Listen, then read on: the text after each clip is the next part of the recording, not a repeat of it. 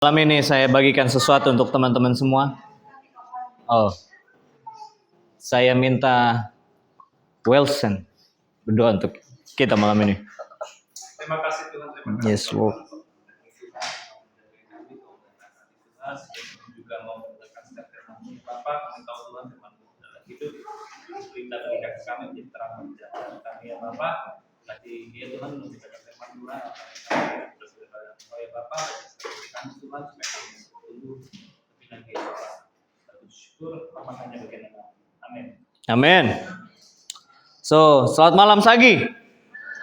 Ya, jadi malam ini saya beri judul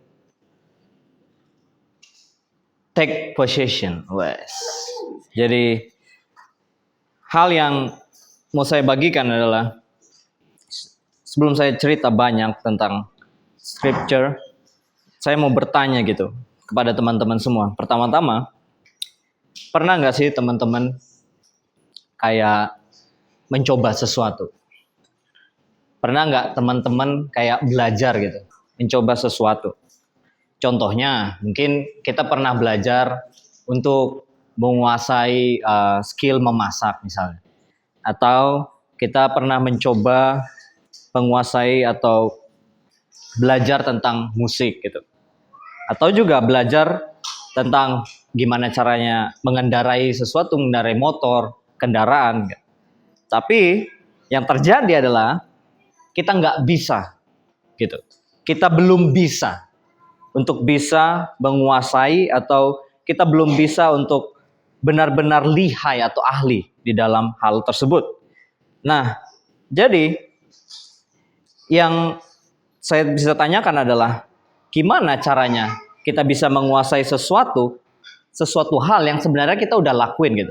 Misalnya kita udah naik motor, tapi kita nggak benar-benar lihai atau jago atau pro gitu dalam mengendari motor.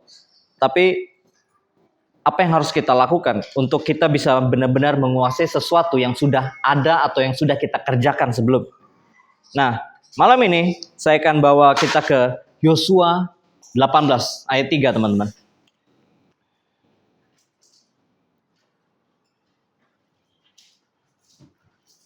Yang udah di sana katakan menduduki.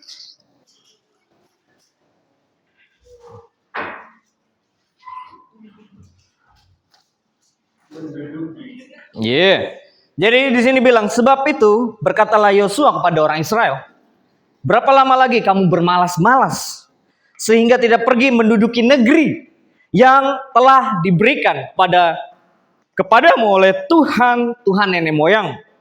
Jadi cerita sedikit tentang ayat ini ya. Ini tentang Yosua ya, kita tahu dari bukunya kan. Yosua waktu itu ngomong nih sama suku-suku di Israel, sama pemimpin-pemimpin lah, suku-suku di Israel waktu itu. Jadi kan kita tahu sendiri bahwa bangsa Israel tuh udah keluar gitu dari Mesir. Nah, mereka di dalam perjalanannya mereka, kesulitan mereka di dalam padang gurun, akhirnya mereka udah sampai nih di negeri yang Tuhan janjikan. Terus setelah itu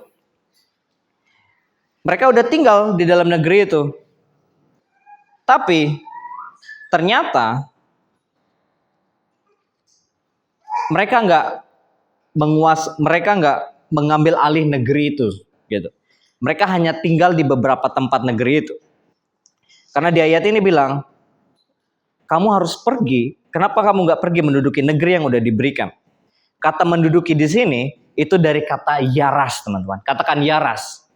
Yaras yang artinya menduduki, mengambil, menaklukkan atau menjadi suatu pewaris, seorang pewaris. Dan iya, bangsa Israel udah di sana gitu, menetap. Tapi enggak semua tempat mereka duduki ternyata. Enggak semua lokasi gitu. Yang akhirnya apa? Akhirnya Yosua bilang, oh kalian pergi dong gitu. Masa kalian mau numpang sama suku kami gitu? Kalian ada tempat lain yang harusnya udah dibagi-bagikan oleh Tuhan gitu. Diundi gitu, diplot. Dan dari situ kita bisa lihat bahwa ada suku atau suku-suku tadi yang pengennya numpang gitu, tapi mereka nggak memperjuangkan apa yang udah dikasih sebenarnya. Dan makanya Yosua pengen banget bangsa atau suku itu pergi gitu untuk ambil negeri atau kota yang udah diberikan untuk mereka.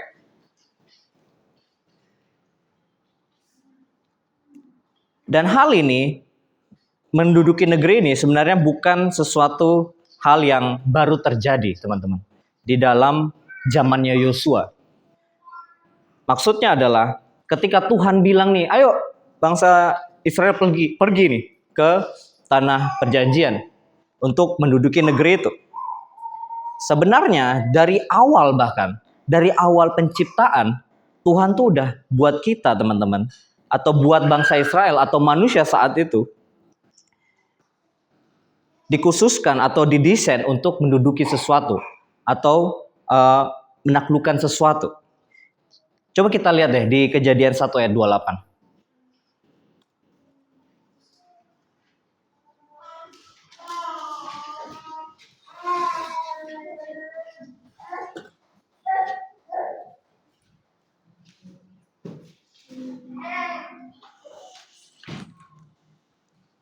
Di Kejadian 1 ayat 28 bilang kayak gini, Tuhan memberkati mereka, lalu Tuhan berfirman kepada mereka, beranak cuculah dan bertambah banyak, penuhilah bumi dan taklukkanlah itu, berkuasalah atas ikan-ikan di laut dan burung-burung di udara, atas segala binatang yang merayap di muka bumi. Kita lihat di sini Tuhan sebenarnya keren, dia mendesain kita nih, dia desain kita dengan luar biasa, dia menciptakan kita untuk berkuasa gitu. Ini dari awal loh kejadian. Dan memerintahkan sesuatu. Memerintah dari apa? Memerintah dari apa yang sudah Tuhan berikan di dalam hidup manusia untuk mereka kuasai. Contoh nih. Contoh apa yang harus diperintah atau dikuasai gitu.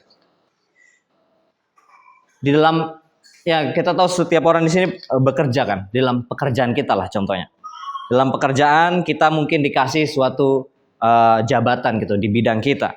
Nah, terus kita yang harusnya memerintah atau berkuasa di dalam jabatan itu di bidang kita itu, tapi akhirnya kita nggak benar-benar memaksimalkan hal itu gitu.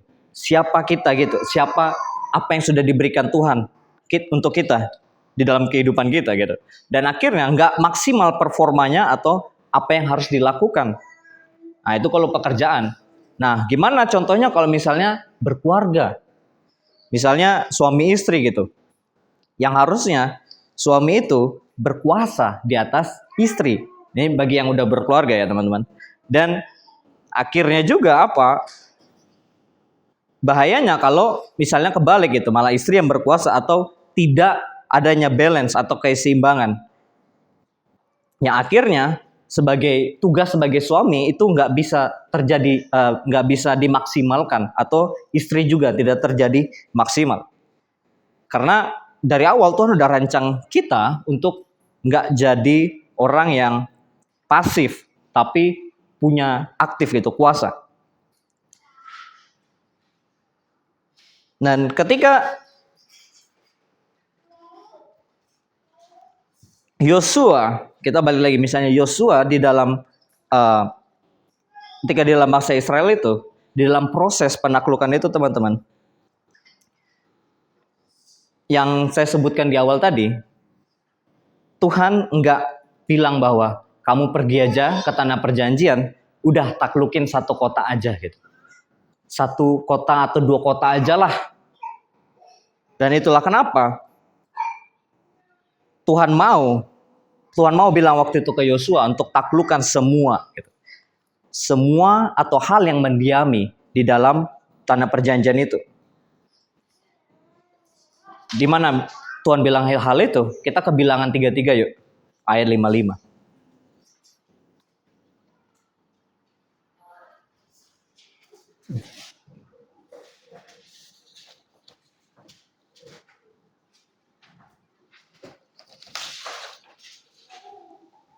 Jadi di sini Bilangan 33 ayat 55 ini alasan sebenarnya. Kenapa sih kita harus menduduki negeri itu? Jadi di sini bilang, tetapi jika kamu tidak menghalau penduduk di negeri itu dari depanmu, maka orang-orang yang kamu tinggalkan hidup dari mereka yang akan menjadi seperti selumbar di matamu, dan seperti duri yang menusuk lambungmu, dan mereka akan menyesatkan kamu di negeri yang kamu diami itu. Jadi teman-teman bisa lihat di sini, kalau bangsa Israel itu enggak menghabisi atau menghalau, dari kata lainnya, atau mengalahkanlah setiap penduduk yang ada di negeri di tanah perjanjian itu, orang-orang di negeri itu akan balik menyerang mereka gitu. Ada selumbar di matamu. Di sini bilang bahwa selumbar itu kayak serpihan kecil gitu, di Google bilang, atau sesuatu hal yang kecil tapi hal yang mengganggu, misalnya kayak suban. Itu suban pernah ada yang pernah kena? Nah, itu kayak gitu, hal yang mengganggu. Kalau bangsa Israel waktu itu enggak mengalahkan atau menghancurkan semua orang-orang yang ada di tanah perjanjian. Dan yang kedua di sini juga ada seperti duri gitu yang menusuk lambung. Wow. Dan bahayanya hal itu bisa menjadi luka bagi orang-orang Israel dan bisa mematikan mereka sedikit demi pelan-pelan gitu. Dan bahayanya juga, di kata lain di sini ada penyesatan. Itu yang berbahaya. Jadi salah satu alasan kenapa sih harus gitu kita sama seperti bangsa Israel, kenapa kita juga perlu gitu menaklukkan sesuatu atau menduduki sesuatu yang sebenarnya Tuhan udah bilang dalam kehidupan kita. Karena ada dampak buruknya tuh teman-teman, kalau kita membiarkan hal itu terjadi gitu. Contoh nih, tadi kan udah yang dari pekerjaan, terus ada yang udah berkeluarga. Kalau misalnya single gitu, yang belum menikah, kalau ada sesuatu yang mungkin belum kita taklukkan, ada yang single di sini, dan bahayanya itu akan berdampak ketika kalian nanti punya keluarga gitu. Di dalam proses pernikahan itu, sesuatu yang belum berubah di dalam diri kalian dan akan berdampak ke generasi yang mendatang. Nah, pertanyaannya saya,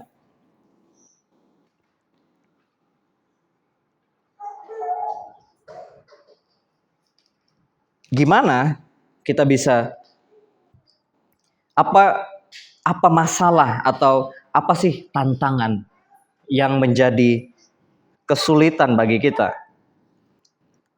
Salah satu contoh tadi saya bilang bahwa karakter apa yang tidak ditaklukkan pada saat single, salah satunya karakter, salah satunya juga hati, atau sesuatu yang memikirkan tentang masa depan, ya kan? Pasti itu yang dipikirkan, salah satunya. Dan hal itu harus benar-benar kita lihat, dan harus gimana sih cara kita bisa menaklukkan hal itu gitu.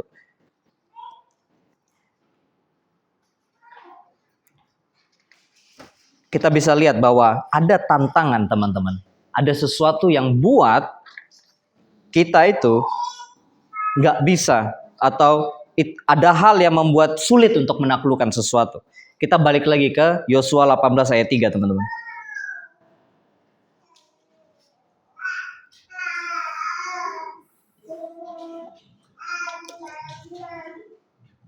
Jadi ini masalah di mana kita udah berusaha, mungkin teman-teman tahu udah apa sih yang harus kita taklukkan, tapi gak bisa gitu. Kenapa? Nah, ini saya bantu teman-teman. Yang pertama, masalah tentang Yosua 18 ayat 3 bilang gini, sebab itu berkatalah Yosua kepada orang Israel, berapa lama lagi kamu bermalas-malas sehingga tidak pergi menduduki negeri yang telah diberikan kepadamu oleh Tuhan anak nenek moyang. Kita mungkin udah lama gitu hidup dalam komunitas ini. Kita udah hidup dalam tempat ini. Kita udah mendengar mungkin banyak pengajaran, penguatan dalam hidup kita. Tapi kok sesuatu yang di dalam diri kita itu kok nggak bisa kita taklukkan. Salah satunya ya malas itu. Bangsa Israel udah hidup beberapa tahun setelah mereka masuk tanah perjanjian, teman-teman. Nggak hanya beberapa hari atau beberapa bulan. Tapi bahayanya, ada suku yang merasa nyaman untuk tinggal di satu suku sama suku yang lain gitu. Dan sebenarnya tanah yang harus dia duduki itu dia nggak ambil alih gitu. Dari kata bermalas-malasan ini, sebenarnya ya kita tahu lah artinya malas tuh kayak nggak mau ngelakuin sesuatu atau apa. Tapi lebih spesifiknya teman-teman, kata malas ini saya cari tahu lah. Apa sih sebenarnya malas ini yang lebih detail. Jadi malas ini dari kata rabhah, yang artinya itu membiarkan atau mengabaikan, teman-teman. Jadi alasan kenapa bangsa Israel nggak mau menaklukkan kota lain, alasan ada suku yang nggak menaklukkan kota lain, karena mereka membiarkan itu terjadi. Mereka mengabaikan hal itu gitu. Mereka nggak mau gitu. Udahlah, di sini comfort, di sini nyaman kok tempatnya gitu. Dan maka dari itu Yosua menegur mereka untuk ayo kalian bergerak maju gitu, ambil alih tanah itu. Dan hal ini bisa juga relate gitu, atau bisa juga kita sadari seperti kehidupan kita. Mungkin yang saya bilang di awal tentang mungkin kita udah nyaman kalau di dalam bidang kita atau pekerjaan kita ya gitu-gitu aja gitu. Udah nyaman gini aja. Tapi sebenarnya ada hal lain yang kita bisa tingkatkan performa kita untuk bisa jadi menguasai atau menaklukkan hal lain gitu.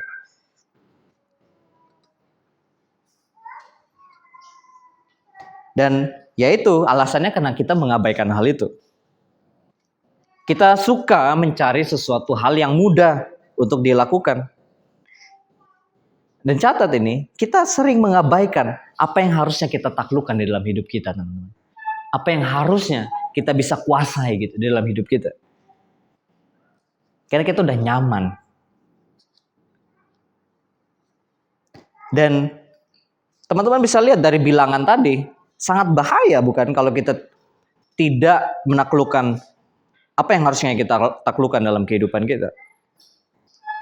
Kalau kita nggak menyelesaikan apa yang sudah Tuhan berikan di dalam hidup kita, kita malah menunda dan mengabaikan. Akhirnya apa? Ya, kita udah taklukkan, tapi sebagian aja. Mungkin 10% atau 20%, tapi 80%-nya belum semua.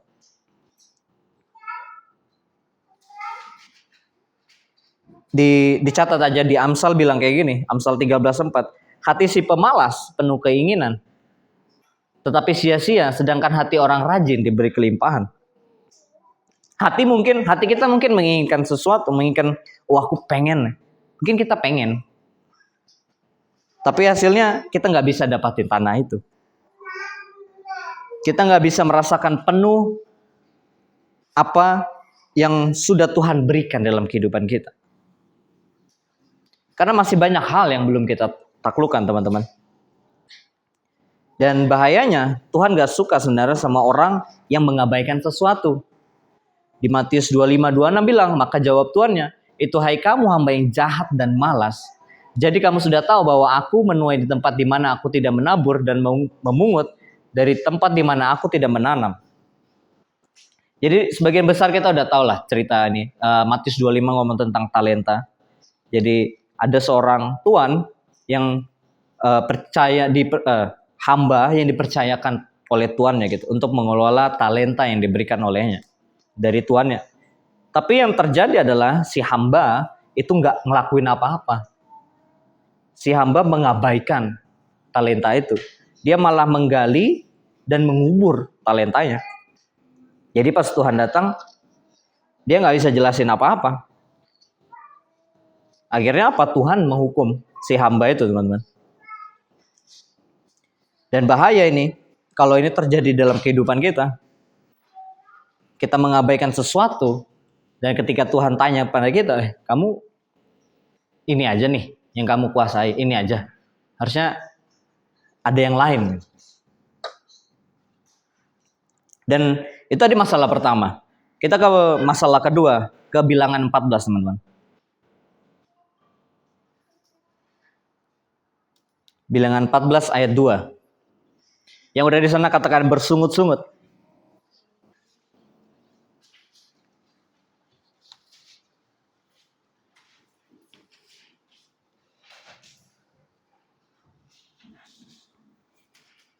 Di bilangan 14 ayat 2 bilang gini, bersungut-sungutlah semua orang Israel kepada Musa dan Harun, dan segenap umat itu berkata kepada mereka, kiranya kami mati di tanah Mesir dan di padang gurun ini. Jadi masalah kedua yang biasanya juga terjadi oleh bangsa Israel itu kenapa sih mereka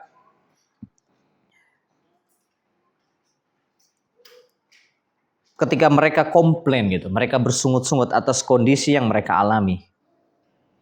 Padahal sebenarnya mereka tuh nggak sadar ya.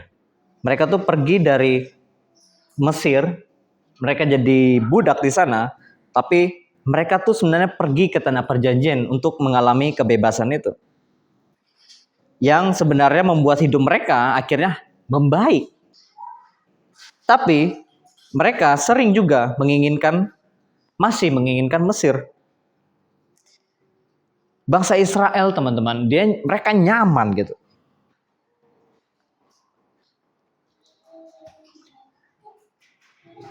Kalau teman-teman masih ingat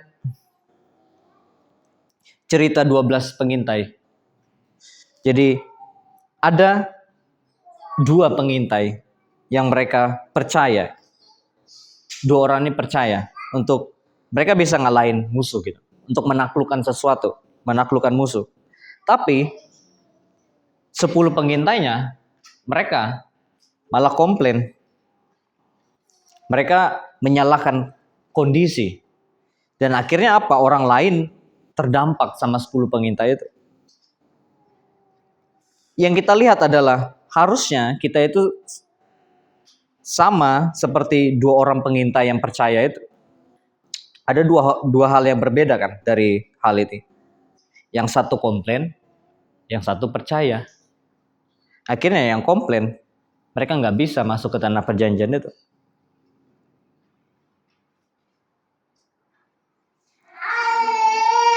Jadi yang salah adalah bukan Tuhan gak kasih hal yang terbaik untuk kita, bukan Tuhan gak kasih tanah untuk kita, tapi kitanya yang gak mau untuk memenuhi hal itu gitu.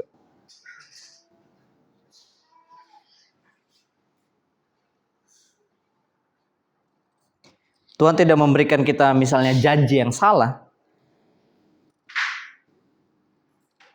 tapi kitanya yang harus memenuhi janji itu.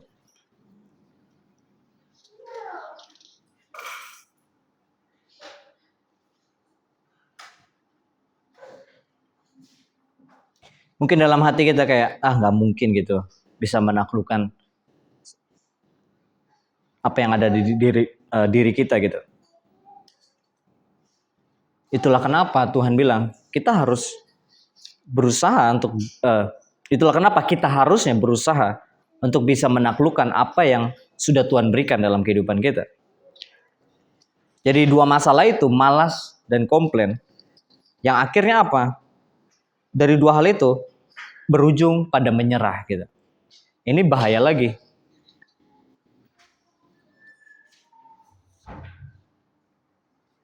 Tapi tenang teman-teman. Dari 2 hal ini kita bisa lihat bahwa berarti gimana gitu kita bisa menaklukkan hal itu. Gimana kita bisa menang dan menduduki negeri yang sudah Tuhan berikan lebih dari apa yang udah Tuhan berikan sebelumnya gitu. Yang pertama, gimana cara kita menang? Kita ke Yosua lagi, Yosua 18 ayat 4.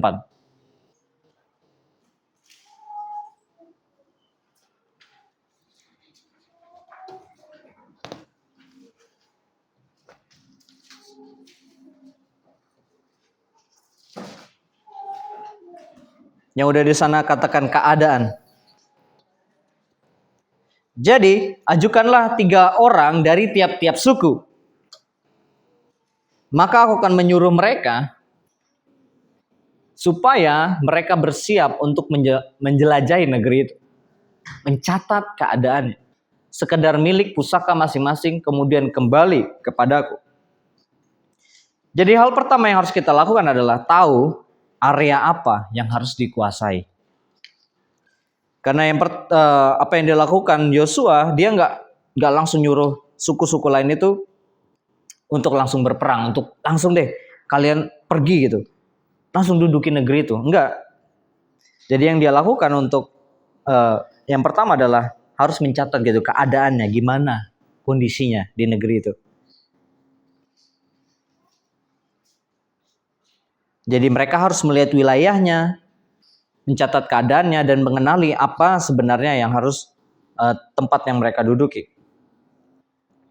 Karena seseorang nggak bisa menaklukkan apa yang nggak dia tahu gitu. Hal itu juga sama dan berlaku dalam kehidupan kita. Kita harus jujur teman-teman.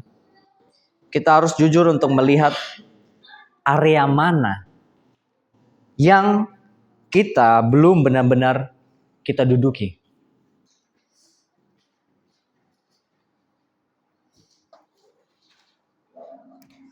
Pertanyaannya, area mana yang dalam hidup kita sebenarnya belum kita duduki? Ini bisa jadi renungan dalam kehidupan teman-teman setelah pulang dari sini. Mungkinkah itu mungkin di area pekerjaan? Apakah itu di keluarga? Apakah itu ada potensi yang Tuhan berikan dalam kehidupan kita? Atau kita hanya menjalani rutinitas setiap hari aja biasa-biasa aja, tanpa melihat apa yang harus kita bisa taklukkan. Atau mungkin kita mau lihat gitu, mungkin ada karakterku nih yang aku harus taklukkan, karakterku yang nggak benar, yang nggak hidup benar sesuai dengan kehendak Tuhan. Atau ada mungkin pola pikir yang masih nggak benar dalam kehidupan saya gitu, kehidupan kita. Hal ini harus kita identifikasi teman-teman. Mungkin juga di keluarga juga. Apakah kita jadi keluarga pribadi yang benar, yang Tuhan kehendaki? Atau juga bahkan panggilan kita bisa lihat hal itu. Sudah sejauh mana kita memenuhi panggilan Tuhan? Atau bahkan sudah sejauh mana kita menunda panggilan itu? Tapi hal itu ya banyak orang pengen gitu menakluki tapi nggak jujur sama diri sendiri.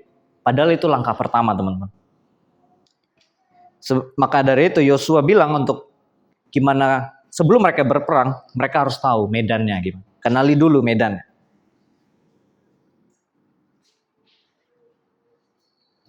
Dan hal kedua yang biasanya juga setelah kita kenali semua hal itu, ketika kita mau menduduki negeri itu, muncul nih salah satu musuh yang biasanya ada di setiap manusia.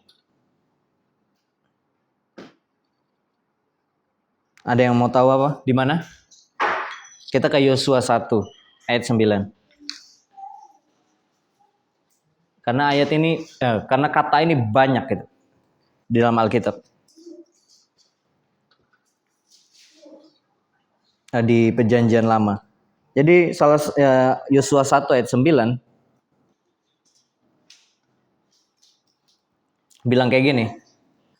Bukankah telah kuperintahkan kepadamu, kuatkanlah dan teguhkanlah hatimu, janganlah kecut dan tawar hati. Sebab Tuhanmu menyertai engkau kemanapun engkau pergi.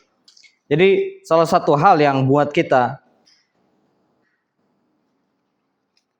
harus mengenali apakah ketika kita mau maju berperang itu atau menduduki negeri itu, Salah satunya hati, ketawaran hati, atau di sini bilang kecut atau tawar hati. Kata kecut di sini itu kata lainnya sebenarnya ketakutan atau takut. Di sini pakai kata Ibrani arats, teman-teman. Kata ini biasanya artinya itu kayak ada ketakutan yang muncul karena adanya ancaman yang terlihat di depan mata kita. Itu. Terus yang kedua adalah kata tawar hati. Kata tawar hati ini biasanya itu ketakutan juga, tapi dia lebih kepada hal yang menyerang kepercayaan kita. Jadi arats dan catah ini sebenarnya arats itu seperti lihat raksasa atau sesuatu di depan mata. Tapi catah itu lebih ke menakuti hati gitu. Langsung kayak tawar hati, kayak lemas, kayak hopeless gitu artinya. Dan bahayanya kalau kita ada di dalam kondisi ini, musuh terlalu besar gitu. Dan kita ada di tawar hati dan kita malah bilang, oh aku kayaknya nggak bisa menang deh. Aku nggak bisa naklukin itu deh. Sulit bagiku.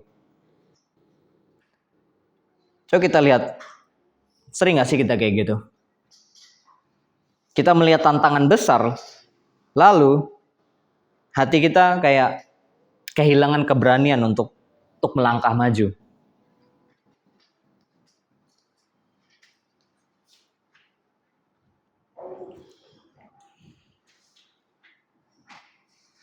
Dan seringkali ketakutan adalah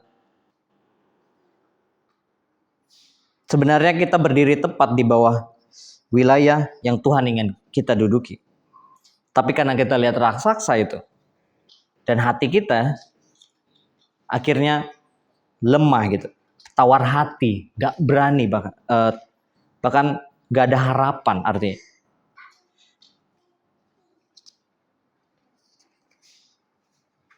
Itulah kenapa kita harus lihat hal ini. Kita harus bisa untuk melihat bahwa bukan raksasa itu yang harus kita takutkan. Tapi gimana ketika Tuhan udah bilang ke kita bahwa kalian harus duduki negeri itu. Dan itulah kenapa kita ke Yosua 1 ayat 3. Kita ke atas sedikit di pasal yang sama. Tuhan bilang kayak gini. Setiap tempat yang diinjak oleh telapak kakimu kuberikan kepadamu. Seperti yang telah kujanjikan kepada Musa.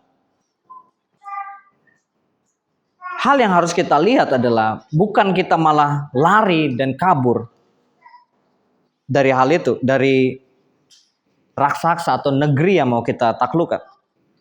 Tapi yang harus kita lakukan adalah melangkah. Karena Tuhan udah bilang lah, aku udah kasih kamu ini kok tanah itu.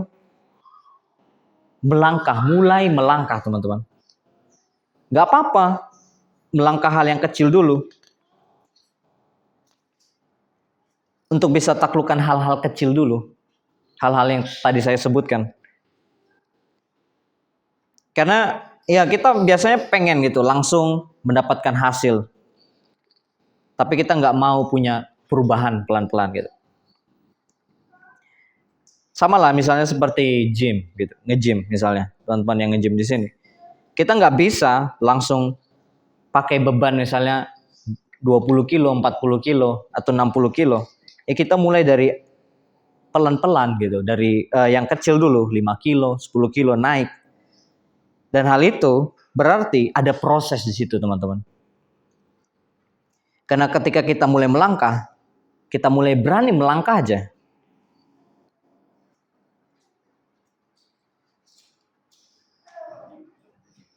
Karena kita percaya bahwa perkataan Tuhan udah ada gitu.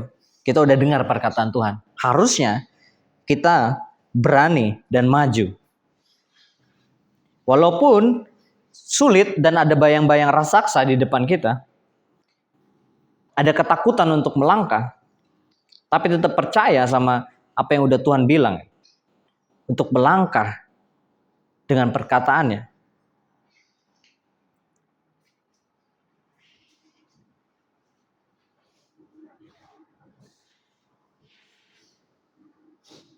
Dan pertanyaannya adalah, apakah cukup kalau kita hanya punya beberapa tempat aja dalam kita nggak menguasai semua negeri itu. Kita nggak menguasai semua hal yang harusnya kita kuasai dalam kehidupan kita. Apakah menurut teman-teman itu cukup? Kita ke bilangan 33 ini harusnya yang kita lakukan. Bilangan 33 ayat 51, teman-teman.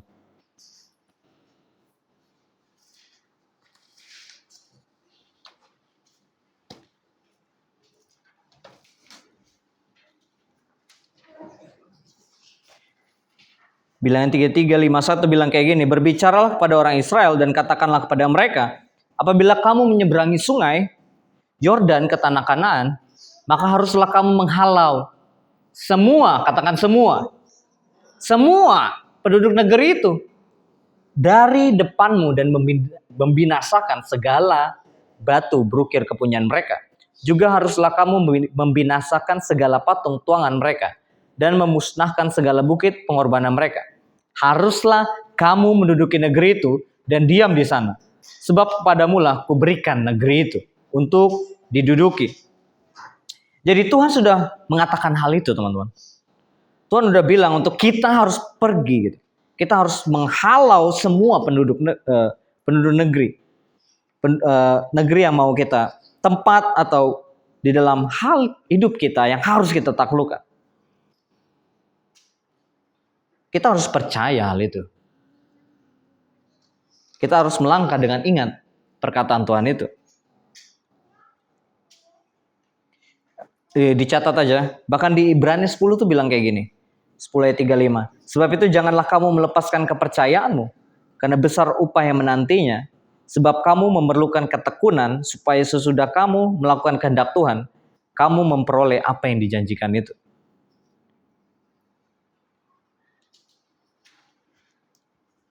Malam ini saya fokus di dalam gimana kita melangkah. Melangkah dengan percaya bahwa apa yang udah janji atau apa yang udah Tuhan bilang dalam kehidupan kita, kita harus maju dan gak gentar melawan hadangan musuh itu. Tapi hal ini juga harus kita sadari, teman-teman. Memang kita gak bisa menang gitu di dalam melawan musuh hanya berdasarkan diri kita sendiri. Kita sendiri udah oke gitu, kita mau berubah. Tapi ada satu hal yang harus kita lihat, gimana caranya kita bisa mengalahkan atau menaklukkan negeri itu. Kita ke Ulangan 31 ayat 8, teman-teman. Ini yang harus kita sadari, bahwa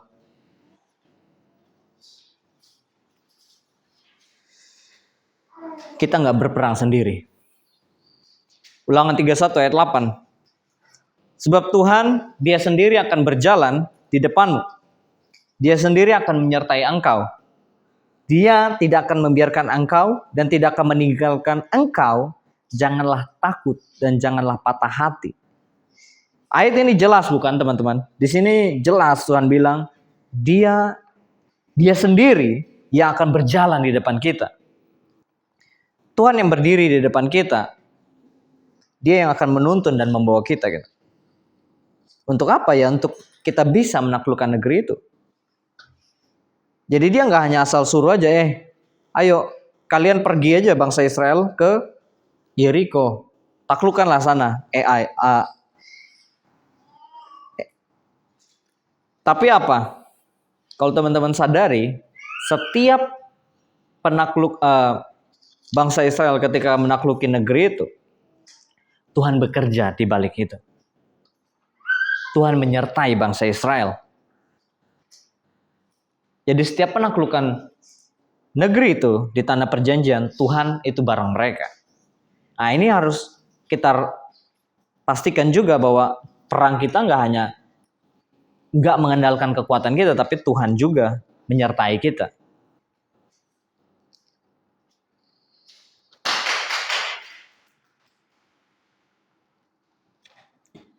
Dan kalau teman-teman sadari juga bahwa sebenarnya bisa aja sebenarnya kayak Tuhan pakai gitu kekuatannya untuk langsung mengalahkan semua bangsa di Kanaan kan.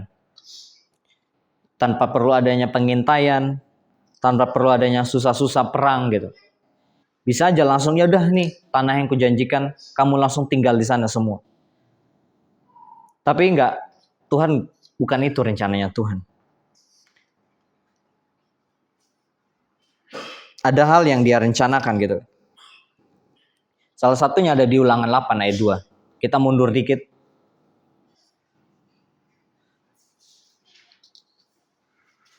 Di Ulangan 8 ayat 2 bilang kayak gini.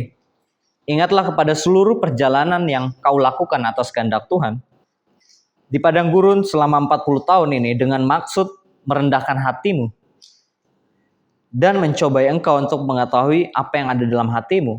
Apakah engkau berpegang pada perintahnya atau tidak.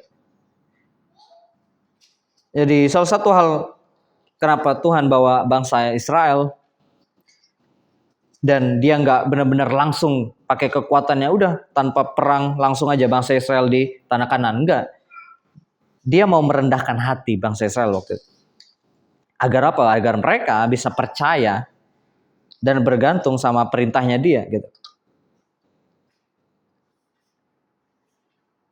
Hal ini juga kita bisa lihat bahwa inilah gimana cara Tuhan untuk kita bisa ada di dalam proses itu. Gimana Tuhan mau kita tuh percaya bahwa Dia yang menyertai kita dalam perangnya. Perang-perang kita.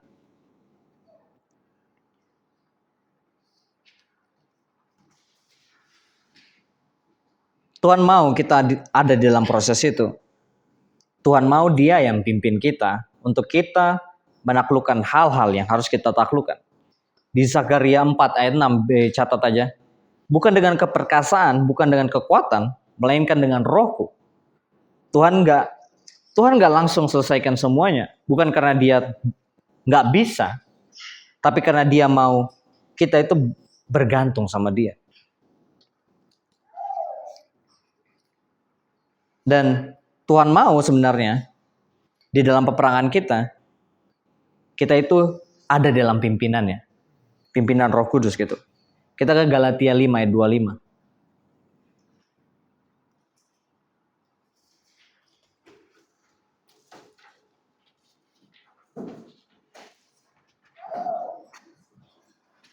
Jadi setelah tahu tadi kita identifikasi di awal, terus kita berani melangkah. Yang ketiga ini adalah gimana kita mau gitu dipimpin di dalam Roh Kudus.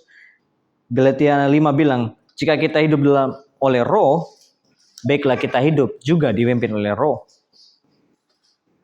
Minta pimpinan dari Roh Kudus untuk menyertai tiap langkah kita, untuk kita bisa menaklukkan apa yang harusnya kita taklukkan, teman-teman.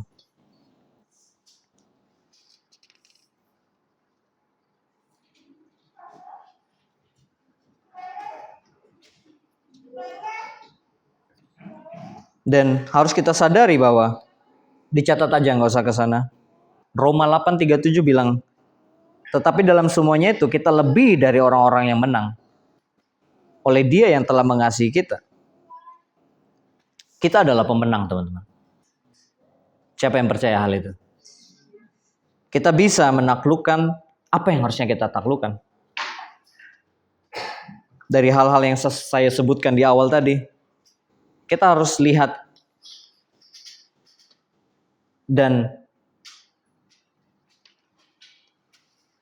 kita harus percaya, bahkan gak hanya lihat dan percaya dan lakuin, bahwa kita harus berjuang untuk kita bisa menaklukkan apa yang sudah Tuhan berikan.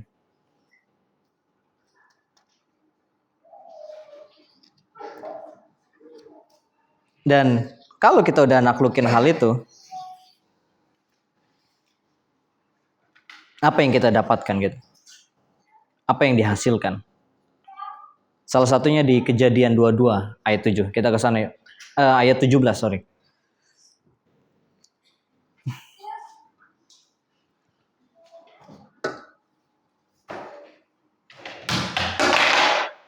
Yang udah di sana katakan menduduki. Maka aku akan memberkati engkau berlimpah-limpah dan membuat keturunanmu sangat banyak seperti bintang di langit dan seperti pasir di tepi laut. Keturunanmu itu akan menduduki kota-kota musuhnya. Hal pertama yang dihasilkan dari di ayat ini adalah, salah satunya adalah generasi.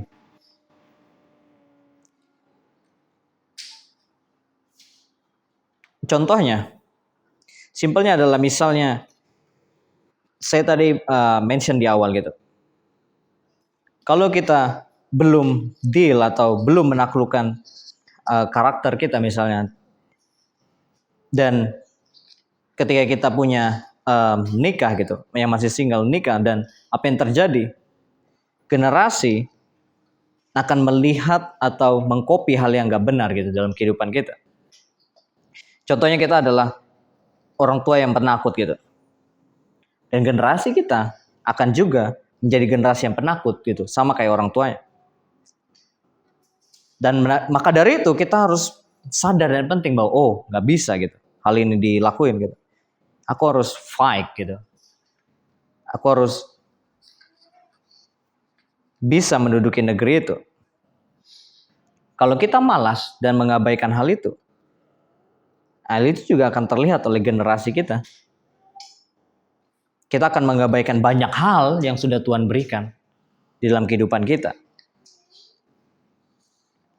Dan hal kedua yang didapatkan setelah kita menduduki negeri, ke Yosua 2 ayat 9.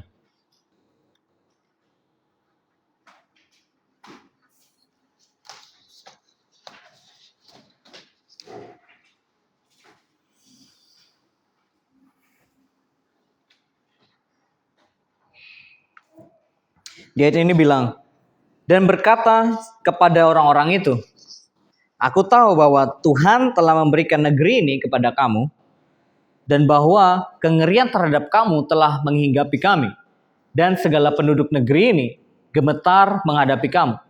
Sebab kami mendengar bahwa Tuhan telah mengeringkan air laut Teberau di depan kamu, ketika kamu berjalan keluar dari Mesir, dan apa yang kamu lakukan kepada kedua raja orang Amori yang di seberang sungai Yordan itu, yakni kepada Sihon dan Og yang telah kamu tumpas.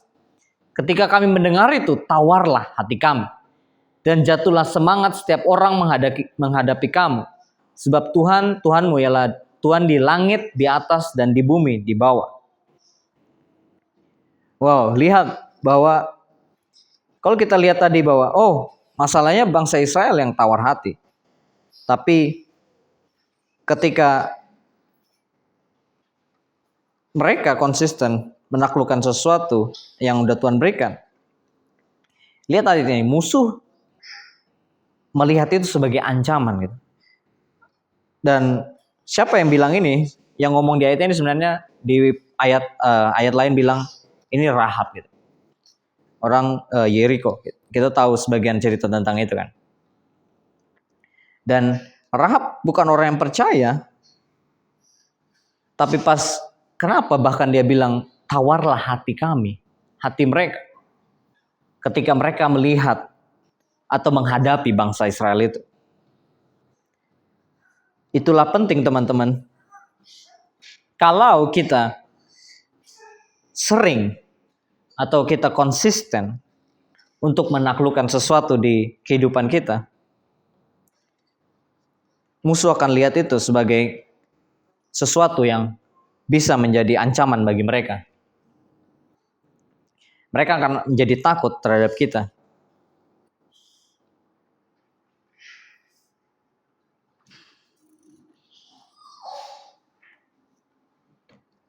Dan pertanyaannya adalah, kalau kita jadi orang yang mengabaikan sesuatu, kita komplain, gimana kita bisa menang gitu? Dan di sini percaya bahwa ketika Tuhan udah bilang tanah itu kepada kita, negeri itu, kita harus fight, kita harus berperang untuk menaklukkan hal itu. Bahkan konsisten untuk terus menang, konsisten untuk terus mau untuk menaklukkan hal itu.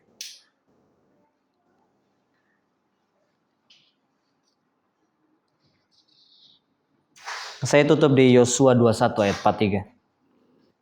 Inilah yang terjadi, teman-teman.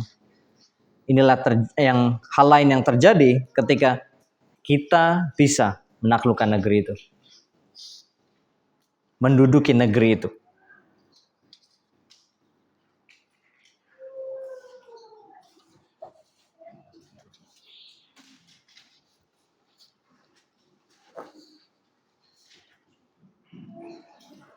Yosua 21 bilang, jadi seluruh negeri itu diberikan Tuhan kepada orang Israel, yakni negeri yang dijanjikannya dengan bersumpah untuk diberikan kepada nenek moyang mereka. Mereka menduduki negeri itu dan menetap di sana. Dan Tuhan mengaruniakan kepada mereka keamanan ke segala penjuru, tepat seperti yang dijanjikan dengan bersumpah kepada nenek moyang mereka. Tidak ada seorang pun dari semua musuhnya yang tahan berdiri menghadapi mereka. Semua musuhnya diserahkan Tuhan kepada mereka. Dari segala yang baik yang dijanjikan Tuhan kepada kaum Israel, tidak ada yang tidak dipenuhi, semuanya terpenuhi. Tuhan udah berkata dalam firman-Nya kepada kita gitu. Dalam pengajaran, dalam bahkan nubuatan di minggu, bahkan di kehidupan kita sehari-hari. Yang harus kita lakukan adalah percaya dan melihat. Percaya dan melangkah bahwa lihat bahwa ini janji Tuhan, ini perkataan Tuhan yang udah Tuhan bilang dalam kehidupan kita. Yang harus kita lakukan adalah kuasai hal itu. Taklukkan apa yang udah Tuhan berikan. Percaya dan gentar dengan hati yang kuat. Percaya kalau kita bisa menaklukkan apa yang ada sesuatu hal yang di dalam kehidupan kita yang gak sesuai dengan kehendak Tuhan.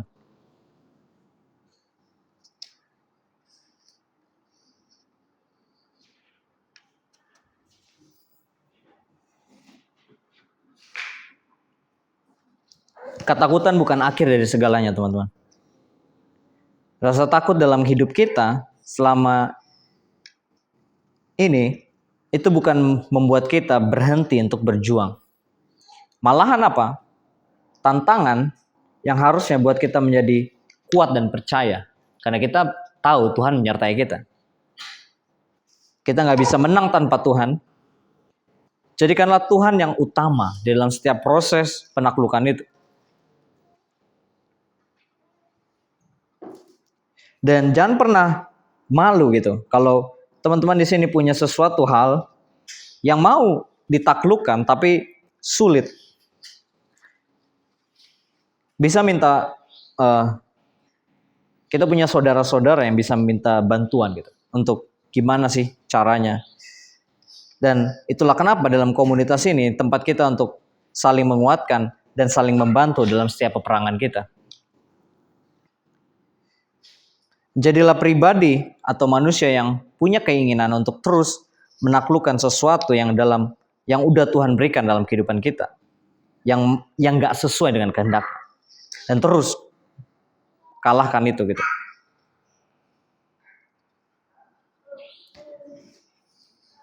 Jadi biasanya hal yang menjadi penghalang itu bukan hanya musuh di luar sana, tapi diri kita sendiri.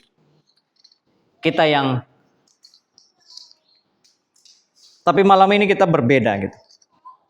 Stop untuk malas, teman-teman. Stop untuk komplain. Stop untuk takut untuk bisa gitu.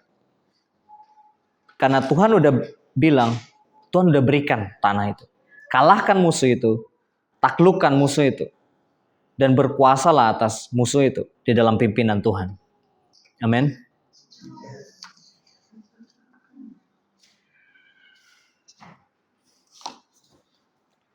This message today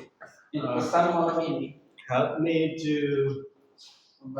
remind myself about His promise and also identify the giant living in the promise and then how I've been responding to that giant. Hmm. Jadi pesan malam ini membantu saya mengingat kembali bahwa janji Tuhan dan juga membantu saya untuk mengingat kembali dan mengidentifikasi semua raksasa yang ada di tangan perjanjian. I know we believe that if God promised something to us, it will happen because when He promised to us, that means like He give it to you. Yeah. Jadi saya tahu, saya percaya bahwa Tuhan memberikan janjinya kepada kita, Dia juga akan menggenapi janji itu. Ketika Dia memberikan janjinya itu kepada kita, itu artinya bahwa Dia memberikan hal itu kepada kita. This is one of the promise to this community, Dan ini adalah salah satu janji yang Tuhan berikan kepada komunitas ini. and you can read it whenever you come to Royal. Dan kalian juga bisa sering melihat dan membaca ayat itu ketika kalian pergi ke Royal. You know, the Royal worker know what scripture I'm talk about. Deuteronomy 28. Usually not. 28. Lower, so you can see everything. Yeah, Deuteronomy 28 is 8, verse 8 and 12. The Lord will set blessing on your barns and on everything you put your hand to. The Lord your God will bless you in the land He's giving you. The Lord will open the heavens, the storehouse of His bounty, to send rain on your land in season and to bless all the work of your hands. You will lend to many nations, but will borrow for none. Amen. Man. That's the promise. Yeah. Itulah janji. At the end of the message, stop, you're lazy. Jadi dari sana dari akhir dari pesan ini berhenti untuk malas. Stop complaining about the giant. Berhentilah komplain tentang raksasa yang kamu hadapi. Most of us, I know, you don't complain about the promise, you complain about the giant. Yeah. Oh, banyak dari kita nggak komplain tentang janji Tuhan. Karena kita komplain tentang ini raksasa yang kita lihat. Like this picture is amazing, right? Sampai God will bless you. Amen. Amen. Luar biasa. Woo. Tuhan akan memberkati kamu. Amin. When you see cells, Yeah. good. Come on. Advertisement is not right, nice and super out. Kalau kalian lihat semua angka-angka penjualan dari semua iklan-iklan tidak berjalan dengan baik dan gula itu sulit. Yeah, and the bottle increase, bottle price Dan increase. harga botol juga naik. It's just a giant. Itu adalah raksasa. But you know, we love the promise, but the giant scare us. Kita mencintai janji Tuhan, tetapi terkadang raksasa itu menakuti kita. Yeah. What promise that God spoke to you in your life? Coba pikirkan dan ingat kembali tentang janji apa yang Tuhan mau untuk hidup. Think about when He said, "Yeah, you will marry and you will produce godly generation." Amen. Woo. Ingat bahwa apa yang Tuhan janjikan dalam kehidupan banyak nikah dan kalian menghasilkan keturunan ilahi. But when every time we talk about start saying somebody, oh no, Oh, scared. Noka.